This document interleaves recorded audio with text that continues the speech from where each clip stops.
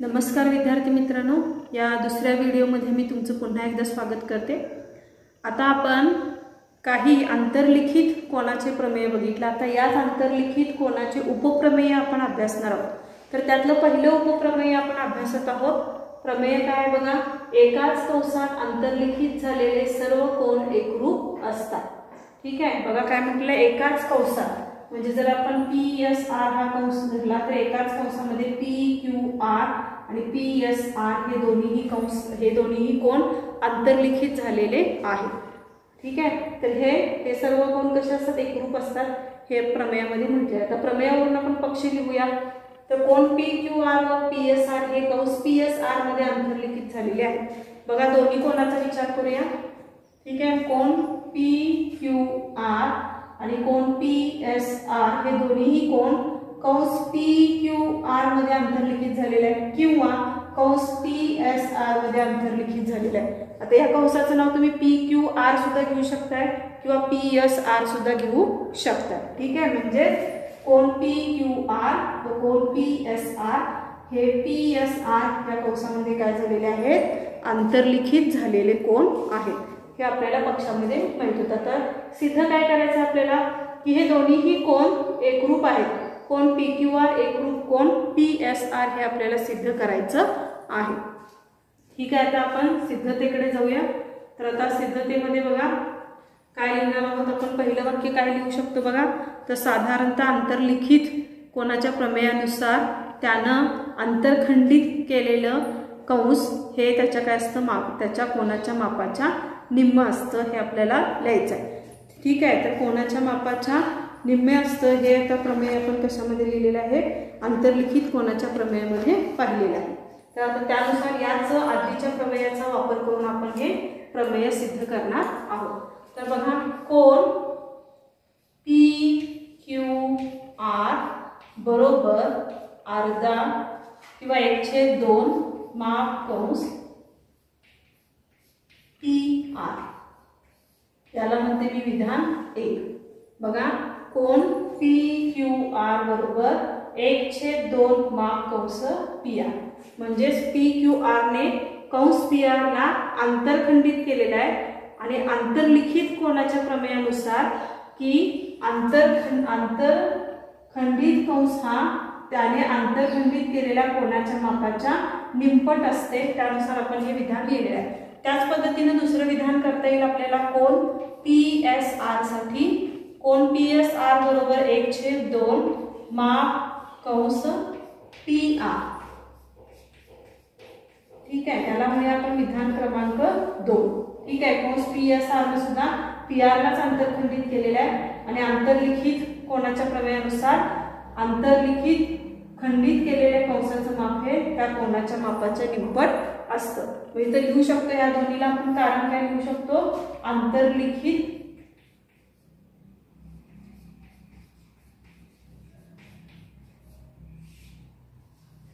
कोनाचे प्रमेयानुसार, अंतर्लिखित कोनाचे प्रमेय। मग विधान 1 व 2 वरून बघा, जर समीकरणाच्या उजव्या बाजू समान असतील तर डाव्या बाजू सुद्धा समान असणार आहेत। म्हणजे कोन PQR एकरूप कोन PSR याला कारण देऊ शकतो आपण विधान 1 व 2 वरून।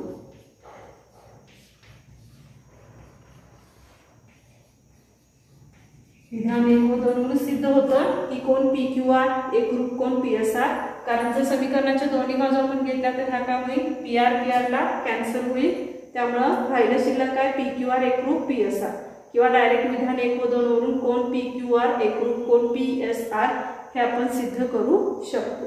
ठीक आहे, बघा हे उपप्रमेय आपण पुन्हा एकदा अभ्यासूया। प्रमेय काय आहे, एकाच कंसात अंतर्लिखित झालेले सर्व कोन एकरूप असतात। प्रमेयावरून आपण पक्षामध्ये माहिती काय दिली, कोन PQR व कोन PSR हे कंस PSR मध्ये अंतर्लिखित झाले आहेत। साध्य काय करायचं आहे, कोन PQR एकरूप कोन PSR। ठीक आहे, अंतर्लिखित कोनाच्या प्रमेयानुसार कोन PQR बरोबर 1/2 माप कंस PR। त्यानंतर याला आपण विधान 1 म्हटलं। कोन PSR बरोबर 1/2 माप कंस PR याला आपण विधान 2 म्हटलं। हे दोन्हीही विधान आपण अंतर्लिखित कोनाच्या प्रमेयानुसार लिहिलेले आहे। अंतर्लिखित कोनाच्या प्रमेयानुसार अंतर्लिखित कोनाने अंतरखंडित केलेले कंस हे त्याच्या कोनाच्या मापाच्या निव्वळ असते।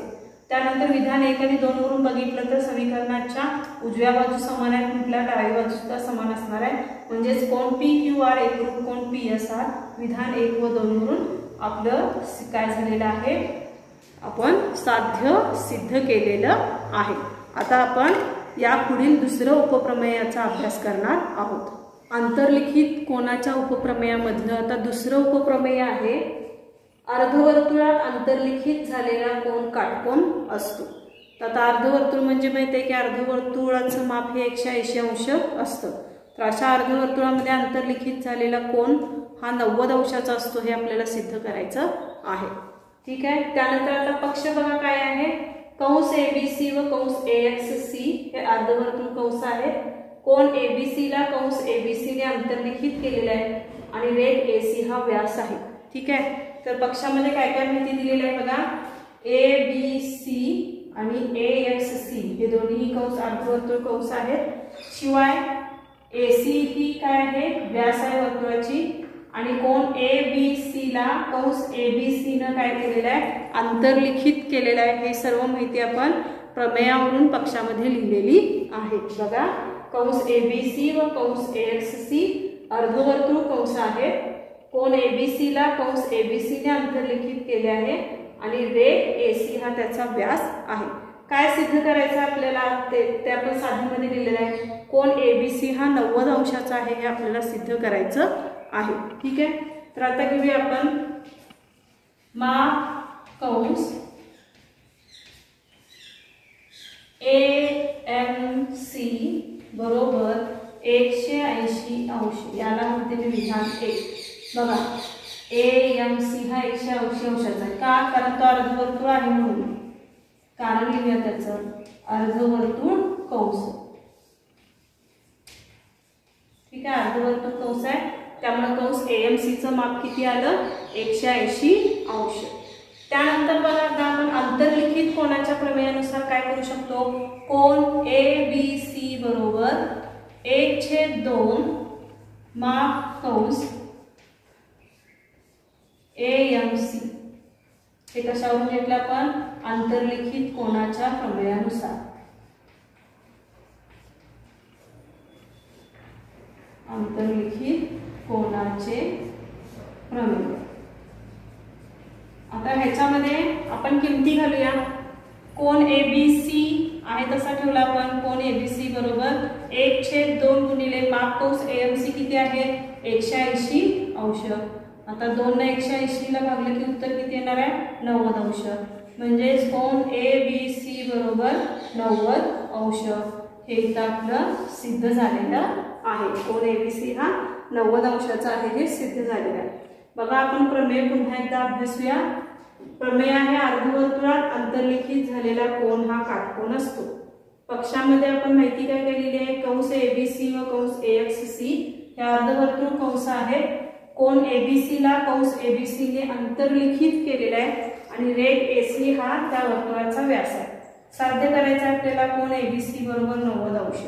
आता साधारणतः ह्या आकृतीमध्ये पाहिलं तर ABC न कंस AMC ला अंतरखंडित केलेला आहे। मग माप कंस AMC चा माप किती होणार आहे, 180 अंश, कारण का, तो अर्धवर्तुळ कंस आहे म्हणून। त्यानंतर अंतर्लिखित कोनाच्या प्रमेयानुसार त्याला अंतरखंडित केलेला कंस हा त्याच्या कोनाच्या कसं असतं, निव्वट असतं। या अंतर्लिखित कोनाच्या प्रमेयानुसार कोन ABC बरोबर 1/2 माप कंस AMC अंतर्लिखित कोनाच्या प्रमेयानुसार। मग कोन ABC बरोबर 1/2 गुणिले माप कंस AMC किती आहे, 180 अंश। 2 ने 180 ला भागले की उत्तर किती येणार आहे आपले 90 अंश। म्हणजे कोन ABC बरोबर 90 अंश हे आपण सिद्ध केलेलं आहे। म्हणजेच प्रमेयानुसार अर्धवर्तुळात अंतर्लिखित झालेला कोन हा काटकोन असतो हे इथं सिद्ध होते। अंतर्लिखित कोनांच्या उपप्रमेयानंतर आता पुढचा भाग येतो चक्रीय चौकोन।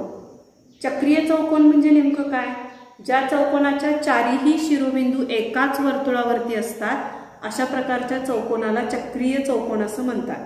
बघा मी व्याख्या पुन्हा एकदा वाचते, चौकोनाचे चारही शिरोबिंदू एकाच वर्तुळावरती असतील तर त्या चौकोनाला चक्रीय चौकोन असं म्हणतात. तर आता पुढे बघा, चक्रीय चौकोनाचं प्रमेय आपण सिद्ध करणार आहोत. आता हे प्रमेय देत असताना याच्यामध्ये पुस्तकात रिकाम्या जागा दिलेल्या आहेत, त्या रिकाम्या जागा भरतच आपण हे प्रमेय सिद्ध करणार आहोत. ठीक आहे, आता आपण आकृती काढून घेऊया.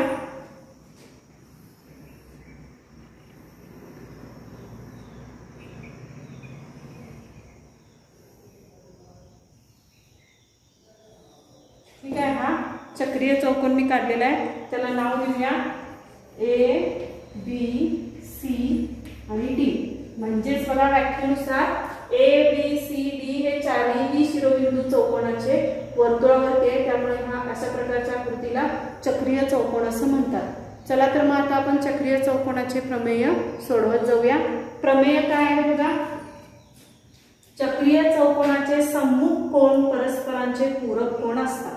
बघा हा चक्रीय चौकोन आहे, त्याचे सम्मुख कोन म्हणजे ए आणि सी हे सम्मुख कोन आहे आणि डी आणि बी हे सम्मुख कोन आहे. आणि हे सम्मुख कोन कसे असतात, पूरक असतात असं म्हटलेलं आहे. आता पूरक म्हणजेच काय, त्यांच्या मापांची बेरीज 180 अंश असते. म्हणजे थोडक्यात ए आणि सी ही सम्मुख कोनांची जोडी आहे, त्यांच्या मापांची बेरीज 180 अंश आहे. आणि डी आणि बी हे सम्मुख कोन आहे, ते परस्परांचे पूरक आहे, म्हणजे त्याच्या मापांची बेरीज 180 अंश आहे. तर आता यानुसार पक्षामध्ये आपण माहिती लिहित जाणार आहोत. चौकोन टिंबटिंब हा चक्रीय आहे, तर चौकोन ए बी सी डी हा चक्रीय चौकोन आहे. त्यानंतर बघा पुढे काय म्हटलंय, कोन बी अधिक डी. आता कोन बी आणि डी चा जर मी विचार केला तर हे समोरासमोरील कोन आहे, म्हणजे सम्मुख कोन आहे आणि त्यांच्या मापांची बेरीज किती यायला पाहिजे, 180 अंश. ठीक आहे, आता साध्य काय करायचं आहे बघा, तर याच्यामध्ये बघा टिंबटिंब अधिक कोन सी बरोबर 180 अंश. आता कोन सी च्या समोरील कोन कोणता आहे, कोन ए. म्हणजे कोन ए आणि कोन सी यांच्या मापांची बेरीज 180 अंश असते, हे आपल्याला सिद्ध करायचं आहे. आता सिद्धतेमध्ये जाऊया आपण. कोन एबीसी हा आंतरलिखित कोन असून त्याने कंस एबीसी ला आंतरखंडित केलेले आहे. बघा काय म्हटलेलं आहे, कोन एडीसी, कोन एडीसी हा काय आहे, आंतरलिखित कोन आहे, त्यानं एबीसी ला काय केलेलं आहे, आंतरखंडित केलेलं आहे. त्यामुळे कोन एडीसी बरोबर 1/2 माप कंस एबीसी, माप कंस एबीसी हे उत्तर येईल आंतरलिखित कोनाच्या प्रमेयानुसार. याच पद्धतीने टिंबटिंब हा आंतरलिखित कोन असून कोन एबीसी हा सुद्धा आंतरलिखित कोन असून त्याने कंस एडीसी ला आंतरखंडित केलेले आहे. म्हणजे टिंबटिंब बरोबर 1/2 माप कंस एडीसी. म्हणजे कुठला कोन येईल आता इथं, कोन एबीसी बरोबर 1/2 माप कंस एडीसी म्हणजे आंतरलिखित कोनाच्या प्रमेयानुसार.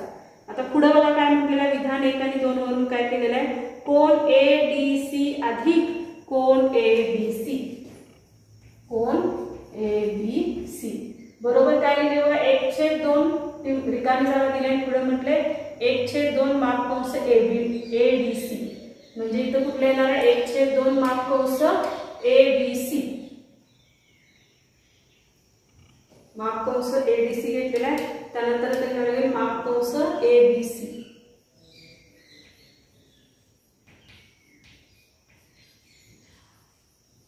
एबीसी. त्यानंतर आता पुढची रिकामी जागा बघा, विधान 1, 2 वरून घेतलं. 1/2 बरोबर टिंबटिंब अधिक माप कंस एडीसी. आता इथं कुठलं येणार, एडीसी म्हटल्या. आता जर घेतलं तर इथं कुठलं येणार आहे, एबीसी. 1/2 माप कंस एबीसी अधिक माप कंस एडीसी बरोबर 1/2 360 अंश. हे असं काय लिहिले बघा, माप कंस एबीसी बघा एबीसी आणि पुढचा आहे माप कंस एडीसी. म्हणजे माप कंस एबीसी आणि माप कंस एडीसी ने मिळून पूर्ण वर्तुळ तयार केलेलं आहे. म्हणून आपण काय लिहिलं, 1/2 बरोबर 1/2 इथं सामायिक काढलेलं आहे. राहिलं कुठले कंस, एबीसी आणि एडीसी त्यांना एकत्रित आणलेलं आहे. मग हे दोन कंस मिळून 360 अंशाचा पूर्ण वर्तुळ तयार होतात. आता 2 ने 360 ला भागलं की उत्तर आपलं किती येणार आहे, 180 अंश. म्हणजे कोण ए आणि सी म्हणजे 180 अंश हे माप कोणाचं आलं तर कोण डी आणि कोण बी. ठीक आहे, किंवा कोण ए आणि कोण सी चं माप किती आलेलं आहे 180 अंश आलेलं आहे. म्हणजे यानुसार आपल्याला चक्रीय चौकोनाच्या सम्मुख कोण 180 अंशाचा असतात हे सिद्ध करता येईल. बघा सिद्धता आपण पुन्हा एकदा प्रमेय पाहूया. प्रमेय आहे चक्रीय चौकोनाचे सम्मुख कोण परस्परांचे पूरक असतात. पक्षामध्ये मग काय ना चौकोन एबीसीडी हा चक्रीय चौकोन आहे. कोण बी अधिक डी सम्मुख कोण असल्यामुळे ते 180 अंश आहे. साध्य काय करायचं आहे बी आणि डी जसं 180 अंशाचं आहे तसंच कोण ए आणि कोण सी सुद्धा 180 अंशाचं आहे हे सिद्ध करायचं आहे. ठीक आहे, त्यानुसार आता कोण एडीसी हा आंतरलिखित कोण असून त्याने एबीसी ला अंतरखंडित केलेला आहे. त्यामुळे आंतरलिखित कोणाच्या प्रमेयानुसार कोण एडीसी बरोबर 1/2 मापकंस एबीसी. त्याचनुसार कोण एबीसी हा आंतरलिखित कोण असून त्याने एडीसी ला अंतरखंडित केलेला आहे. त्यामुळे आंतरलिखित कोणाच्या प्रमेयानुसार कोण एबीसी बरोबर 1/2 मापकंस एबीसी. आता विधान 1 आणि 2 वरून आपण पुढचं विधान लिहिणार आहोत. बघा एडीसी अधिक एबीसी. आता याच्यामध्ये 1/2 हा सामायिक येणार इथे लिहिलेला आहे. मग उरले कुठले कंस मापकंस एबीसी आणि मापकंस एडीसी ते आपण लिहिले मापकंस एबीसी आणि मापकंस एडीसी विधान 1 आणि 2. आता याच्यामध्ये बघा कुठलं बघा एडीसी आणि एबीसी जर बघितलं तर याच्यामध्ये परत 1/2 मापकंस एबीसी अधिक मापकंस एडीसी बरोबर 1/2 गुणिले 360 अंश. इथं 1/2 हा सामायिक काढलेला आहे. मग राहिलेले कंस कुठले मापकंस एबीसी अधिक मापकंस एडीसी.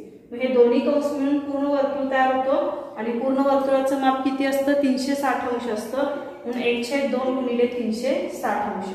मग 2 ने 360 अंशला भागला तर 180 अंश उत्तर येतं. म्हणजेच 180 अंश हे कोण ए अधिक कोण डी चं माप किती आलेलं कोण ए आणि कोण सी चं माप किती आलेलं आहे 180 अंश आलेलं आहे. खाली पण लिहिले कोण ए अधिक कोण सी 180 अंश. याच पद्धतीने आपल्याला कोण डी अधिक कोण बी बरोबर 180 अंश या पद्धतीने सुद्धा हे विधान सिद्ध करता येईल. ठीक आहे, तर याच पद्धतीने आता आपण चक्रीय चौकोनाच्या प्रमेयाचे उपप्रमेय अभ्यासणार आहोत. पुढचा भाग आहे चक्रीय चौकोनाच्या प्रमेयाचे उपप्रमेय.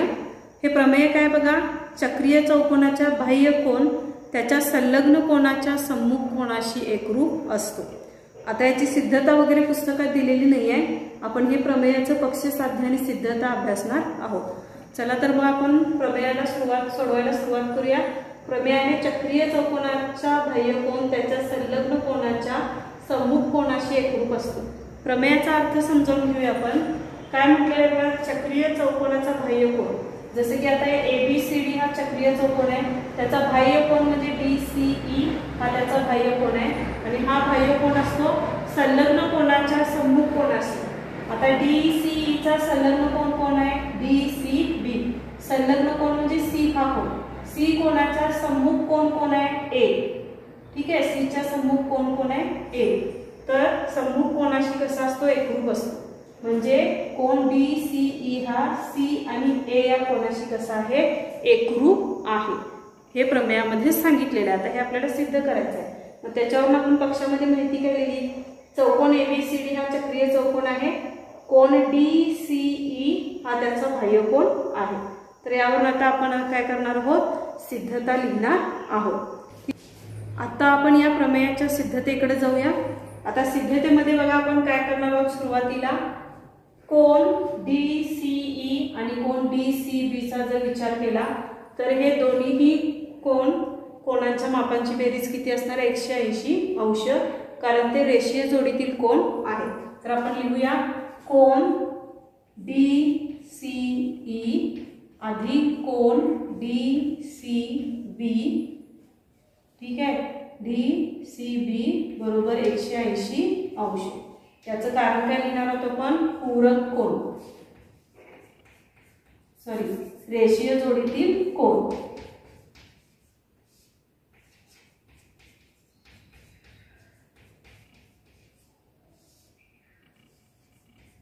रेषीय जोडीतील कोन, कोन BCE आणि कोन DCB हे रेषीय जोडीतील कोन आहे आणि रेषीय जोडीतील कोनांच्या मापांची बेरीज 180 अंश असते.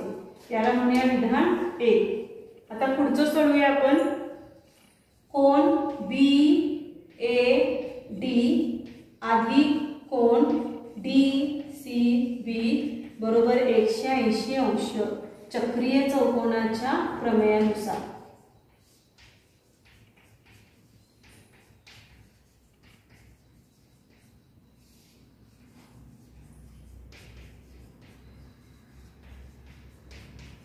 चक्रीय चौकोनाच्या प्रमेयानुसार म्हणजे चक्रीय चौकोनाच्या प्रमेयानुसार सम्मुख कोन परस्परांचे पूरक असतात. म्हणजे ए आणि सी हे सम्मुख कोन आहे, यांच्या मापांची बेरीज किती असणार आहे? 180 अंश असणार आहे. म्हणून कोन BAD अधिक कोन DCB बरोबर 180 अंश चक्रीय चौकोनाच्या प्रमेयानुसार. याला म्हणूया विधान क्रमांक 2. तर आता विधान 1 आणि 2 ची जर आपण तुलना केली तर त्याची उजवी बाजू समान आहे 180 अंश 180 अंश, म्हणून आपण डावी बाजू सुद्धा समान लिहू शकतो. मग कोन DCE अधिक कोन DCB बरोबर कोन BAD अधिक कोन DCB. इथं आपण कारण काय लिहिणार? विधान 1 व 2 वरून.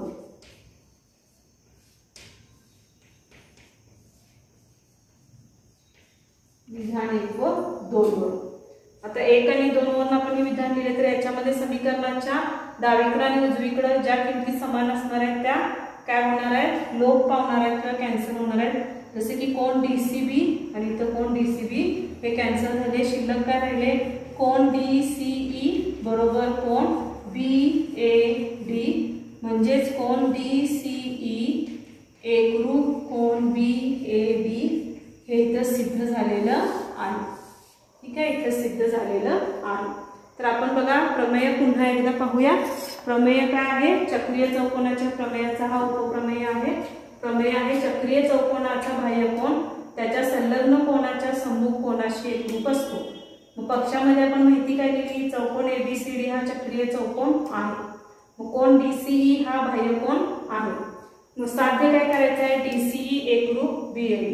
सिद्धतेमध्ये बघा कोन DCE अधिक कोन DCB बरोबर 180 अंश, कारण ते रेषीय जोडीतील कोन आहेत DCE आणि DCB, त्यामुळे त्यांच्या मापांची बेरीज 180 अंश झाली.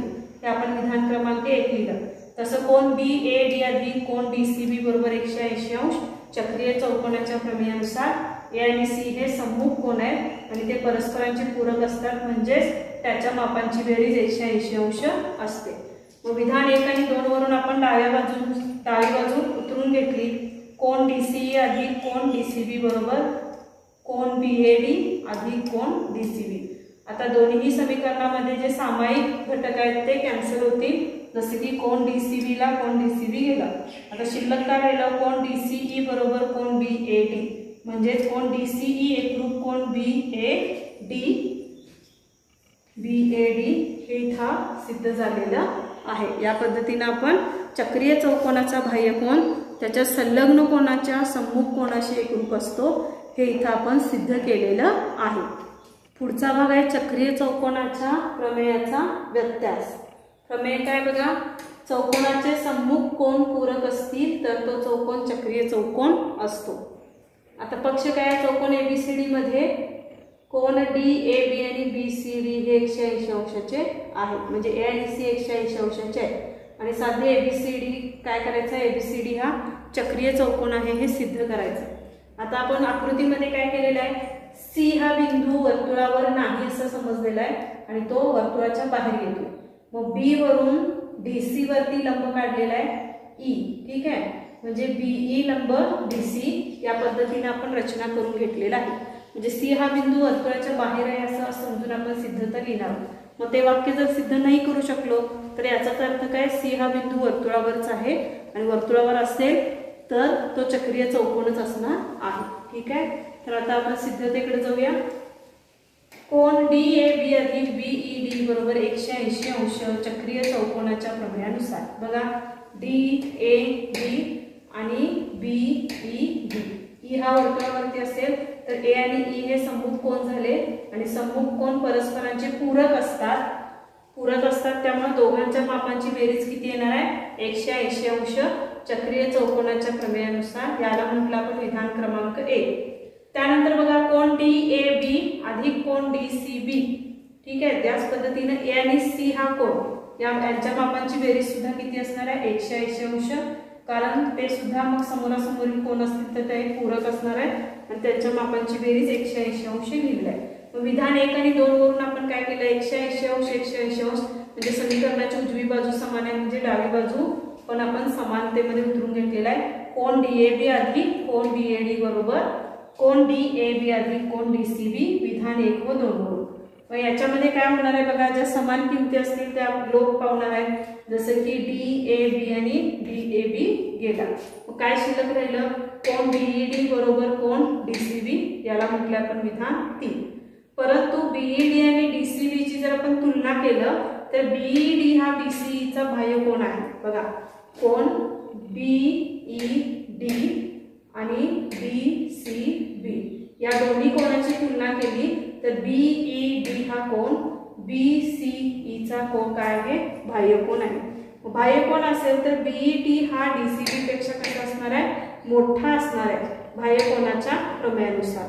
मग जर BED DCB पेक्षा मोठा असेल तर याचाच अर्थ काय C हा बिंदू वर्तुळावरच आहे हे इथं सिद्ध होते. C हा बिंदू वर्तुळावर असेल तर ABCD हे चारही बिंदू वर्तुळावरच आहेत आणि चारही बिंदू जर वर्तुळावरती असतील तर तो चौकोन चक्रीय चौकोन असतो असं आपण म्हणतो. म्हणून चौकोन ABCD हा चक्रीय चौकोन आहे हे इथं सिद्ध होते. बघा प्रमेय पुन्हा एकदा पाहूया आपण. चौकोनाचे सम्मुख कोन पूरक असतील तर तो चौकोन चक्रीय चौकोन असतो. पक्षामध्ये माहिती लिहिली आपण चौकोन ABCD मध्ये कोन DAB अधिक BCD 180 अंश आहे. ठीक आहे, मग साध्य काय करायचं आहे ABCD हा चक्रीय चौकोन आहे. उदाहरणामध्ये आपण C हा बिंदू काय केलेला आहे वर्तुळावरती नाही असं समजून तो वर्तुळाच्या बाहेर घेतलाय आणि C च्या ऐवजी E हा बिंदू वर्तुळावरती घेतलाय म्हणजे साधारणतः BE लंब DC अशी आकृती तयार झालेली आहे. मग चक्रीय चौकोनाच्या प्रमेयानुसार कोन DAB अधिक BED बरोबर 180 अंश म्हणजे A आणि E हा 180 अंशाचे असणार आहे चक्रीय चौकोनाच्या प्रमेयानुसार. त्यानंतर कोन DAB अधिक DCB. ठीक आहे, DAB अधिक DCB हे सुद्धा चक्रीय चौकोनाच्या प्रमेयानुसार पूरक असणार आहे. त्यानंतर 1 आणि 2 ची जर आपण तुलना केली तर त्याची उजवी बाजू समान आहे त्यामुळे डावी बाजू आपण समानतेमध्ये लिहिली. कोन DAB अधिक कोन BED बरोबर कोन DAB अधिक कोन DCB विधान 1 व 2 वरून. आता कोन DAB आणि कोन DAB समान पद असल्यामुळे त्याचा लोप झाला. शिल्लक काय राहिलं कोन BED बरोबर कोन DCB, याला म्हटलं आपण विधान 3. परंतु जर BED आणि DCE चं जर आपण तुलना केलं तर हे कसे आहेत बाह्य कोन आहेत आणि BED हा DCB पेक्षा मोठा आहे. मग BED हा DCB पेक्षा मोठा असेल तर C हा बिंदू वर्तुळावरच आहे हे इथं सिद्ध होतं. मग C हा बिंदू वर्तुळावरती असतील तर अनुक्रमे ABCD हे चारही बिंदू वर्तुळावरती आहेत म्हणजेच तो दिलेला चौकोन चक्रीय चौकोन आहे हे इथं सिद्ध होतं. तर विद्यार्थी मित्रांनो अशा पद्धतीने आपण हे प्रमेय इथं सिद्ध केलेलं आहे. त्याच पद्धतीने बघा तुम्हाला आणखीन एक प्रमेय दिलेला आहे पुस्तकामध्ये. रेषेचे दोन भिन्न बिंदू त्या रेषेच्या एकाच बाजूला असणाऱ्या दोन भिन्न बिंदूशी एकरूप कोन निश्चित करत असतील तर ते चार बिंदू एकाच वर्तुळावरती असतात आणि याचं पक्ष आणि साध्य दिलेलं आहे आणि आपल्याला सिद्धता लिहायला सांगितलेली आहे. तर याची सिद्धता लिहिण्याचा तुम्ही प्रयत्न करायचा आहे. ठीक आहे, तर विद्यार्थी मित्रांनो आजच्या या व्हिडिओमध्ये आपण जे जे गुणधर्म आणि प्रमेय अभ्यासले त्याचा आपण थोडक्यात आढावा घेऊया जेणेकरून या गुणधर्म आणि प्रमेयाचा वापर करूनच आपण सराव संच 3.4 मधील काही उदाहरणे सोडवणार आहोत. ठीक आहे, तर आपण थोडक्यात हे गुणधर्म पुन्हा एकदा अभ्यासूया. विद्यार्थी मित्रांनो उदाहरणे सोडवण्यासाठी ही गुणधर्म लक्षात असणे आवश्यक आहे. पहिला आहे वर्तुळात अंतर्लिखित केलेल्या कोनाचे माप त्याने अंतरखंडित केलेल्या कंसाच्या मापाच्या निम्मे असते. बघा वर्तुळात अंतर्लिखित केलेल्या कोनाचे माप त्याने अंतरखंडित केलेल्या कंसाच्या मापाच्या निम्मे असते. दुसरं बघा वर्तुळाच्या एकाच कंसात अंतर्लिखित केलेले कोन एकरूप असतात. तिसरा गुणधर्म आहे अर्धवर्तुळात अंतर्लिखित केलेला कोन काटकोन असतो. अर्धवर्तुळात अंतर्लिखित केलेला कोन काटकोन असतो. चौथा आहे चौकोनाचे चारही शिरोबिंदू एकाच वर्तुळावर असतील तर त्या चौकोनाला चक्रीय चौकोन म्हणतात. पाचवा गुणधर्म आहे चक्रीय चौकोनाचे सम्मुख कोन पूरक असतात. चक्रीय चौकोनाचे सम्मुख कोन पूरक असतात. सहावा आहे चक्रीय चौकोनाचा बाह्य कोन त्याच्या संलग्न सम्मुख कोनाशी एकरूप असतो. सातवा आहे चौकोनाचे सम्मुख कोन परस्पर पूरक असतील तर तो चौकोन चक्रीय चौकोन असतो. चौकोनाचे सम्मुख कोन परस्पर पूरक असतील तर तो चौकोन चक्रीय चौकोन असतो. आठवा आहे रेषेचे दोन भिन्न बिंदू त्या रेषेच्या एकाच बाजूला असणाऱ्या दोन भिन्न बिंदूंशी एकरूप कोन निश्चित करत असतील तर ते चार बिंदू एकाच वर्तुळावरती असतात. तसंच नववा गुणधर्म बघा सोबतच्या आकृतीमध्ये कोन AEC बरोबर बघा AEC बरोबर मापकंस AC अधिक मापकंस DB. तसंच दुसरा गुणधर्म बघा कोन CEB बरोबर 1/2 मापकंस AD अधिक मापकंस CB. पुढील गुणधर्म आहे 10वा गुणधर्म आहे सोबतच्या आकृतीमध्ये कोन BED बरोबर 1/2 मापकंस BD वजा मापकंस AC. कोन BED बरोबर 1/2 मापकंस BD वजा मापकंस AC. विद्यार्थी मित्रांनो या सर्वच गुणधर्माचा अभ्यास करून आपण पुढील व्हिडिओमध्ये सराव संच 3.4 सोडवणार आहोत. तोपर्यंत तुम्ही दिलेल्या प्रमेयाचा उपप्रमेयाचा अभ्यास करून पुन्हा एकदा वहीमध्ये सोडवून ठेवणार आहात. त्यामुळे विद्यार्थी मित्रांनो काळजीपूर्वक हे गुणधर्म वाचायचे आहेत आणि सराव संच सोडवण्याचा प्रयत्न करायचा आहे. पुन्हा भेटूया पुढील व्हिडिओमध्ये. धन्यवाद.